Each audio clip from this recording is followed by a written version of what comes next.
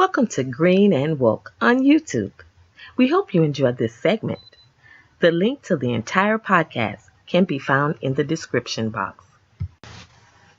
Here's the recipe for cream of dandelion soup. What you'll need is 2 cups of torn dandelion leaves. You can get dandelions at some grocery stores. If you can't find them, you can use arugula, also known as rocket salad, because of its peppery taste.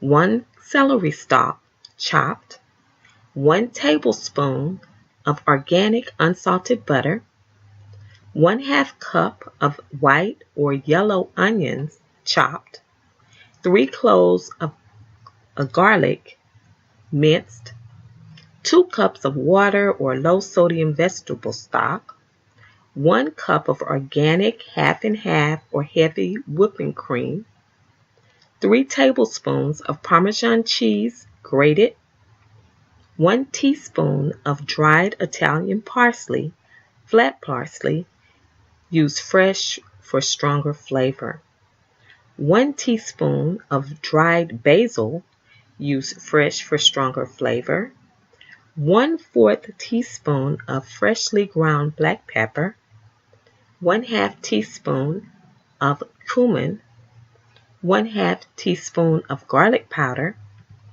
Now, optional ingredients would be 1 cup of dandelion flowers for garnish, 1 teaspoon of ground Himalayan salt or sea salt, chopped green onions, scallions or chives, and a dash of lemon juice. And this is how we'll do it. 1. Bring a pot of water to boil. Add dandelion or arugula leaves. Boil until tender, like 3 to 5 minutes. Drain, then transfer to a bowl of ice water. 2. In another soup pot, melt butter, then saute the onion and garlic until tender. Add your water or stock. 3. Drain the dandelion or arugula leaves. Add to soup pot along with the celery, the herbs, and spices. 4.